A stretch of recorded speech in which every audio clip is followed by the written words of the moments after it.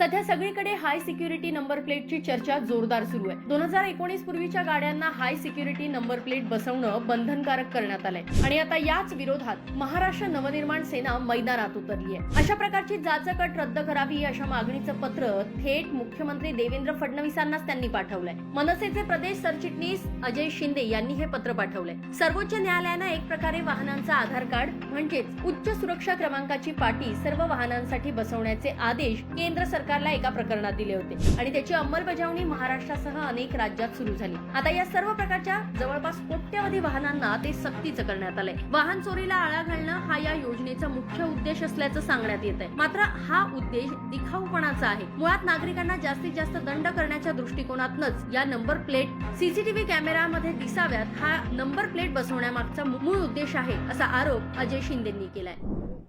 मी तुम्हाला 2 मिनिटात हा सगळा विषय समजून सांगतो. 2019 नंतर ज्या ज्या गाड्या रस्त्यावर आल्या त्या सगळ्या गाड्यांना या पद्धतीच्या हाय सिक्युरिटी नंबर प्लेट आहे. ही हिरवी आहे. तिकडे तुम्ही बघितलं तर ती ज्या पद्धतीची नंबर प्लेट आहे त्या पद्धतीच्या नंबर प्लेट आलेल्याच आहे. या नंबर प्लेट याच्यासाठी लावा असं सरकार सांगतं की याच्यानंतर या वाहना सुरक्षित होतील, या वाहनांच्या चोऱ्या होणार नाही, या वाहनांच्या माहिती मिळतील. आपण वास्तव जर तपासलं तर तुम्हाला मी ही नंबर प्लेट जी दाखवतोय ती नंबर प्लेट मी हाताने तोडू शकतो, तुम्ही पण तोडाल. ही नंबर प्लेट हाताने पण तुटते. किंवा ही नंबर प्लेट तुम्ही ह्या ज्या स्क्रू वरती आहे त्या स्क्रू काढले तर ती निघू शकते. तुम्हाला या ठिकाणी ही जुनी नंबर प्लेट आहे, ही जुनी नंबर प्लेट सुद्धा स्क्रूनी निघू शकते. म्हणजे ह्या नंबर प्लेट मध्ये असं काही नवीन टेक्नॉलॉजी सरकारने आणलेली नाही की ज्याच्या माध्यमातून वाहन चोरी थांबलं जाईल. 2019 नंतर जी जी वाहनं रस्त्यावर आली त्याच्यामध्ये सर्वात मोठं प्रमाण नवीन वाहनं चोरीला गेलेल्याच आहे. म्हणजे ज्याला हाय सिक्युरिटी नंबर प्लेट होती त्या वाहनांचा तपास सुद्धा या हाय सिक्युरिटी नंबर प्लेटच्या माध्यमातून लावलेला नाही. तुम्ही पोलीस प्रशासनाला विचारा. वाहन चोरी झाल्यानंतर वाहनाचा तपास हा त्या गाडीच्या चाशी नंबरवरनं होतो.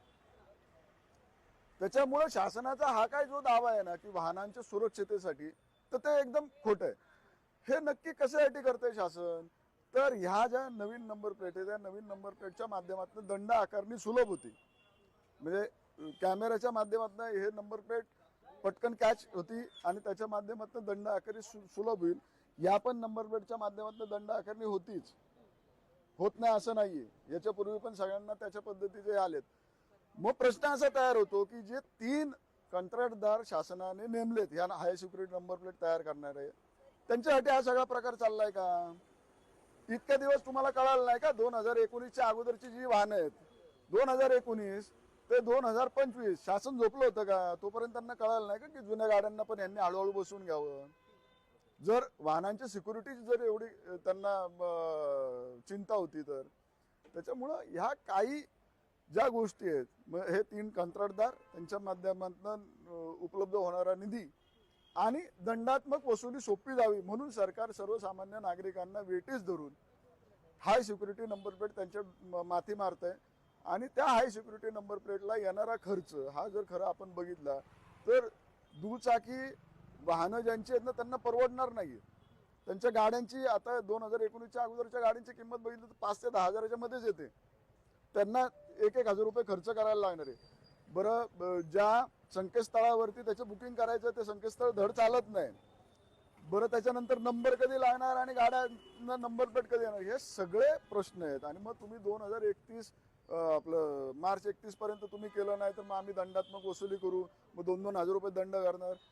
हे सगळं तुगलकी निर्णय आहेत. आणि म्हणूनच मुख्यमंत्र्यांना आम्ही पत्र देत या सगळ्याला विरोध केला. आणि त्यांनी जर या सगळ्याच्या बाबतीत योग्य ते खुलासे केले नाही, योग्य ते निर्णय घेतले नाही तर मात्र मनसे टप्प्याटप्प्याने विविध प्रकारची आंदोलन या सगळ्याच्या विरोधात करेल. सर्वसामान्य नागरिकांना आर्थिक भुर्दंड देणारा आणि त्यांची काही चूक नसताना दंडरूपी खंडणी देण्यास भाग पडणारा हा निर्णय आहे असा आरोप मनसेनं केलाय. महाराष्ट्र राज्याने मर्जीतील 3 संस्थांना याचं कंत्राट दिलंय आणि म्हणूनच जरी न्यायालयीन निर्णयाची ढाल सरकार करत असेल तरी उच्च सुरक्षा क्रमांकाची पाटी 2019 पूर्वीच्या वाहनांना सुद्धा बसवण्याच्या निर्णयाचा फेरविचार सरकारनं करावा अशा मागणीचं पत्र अजय शिंदेंनी मुख्यमंत्र्यांना पाठवलंय. आता यावर सरकारकडून काही उत्तर येतंय का ते पाहणं सुद्धा महत्त्वाचं ठरणार आहे. पुण्याहून अश्विनी जाधव केदारी, लोकमत.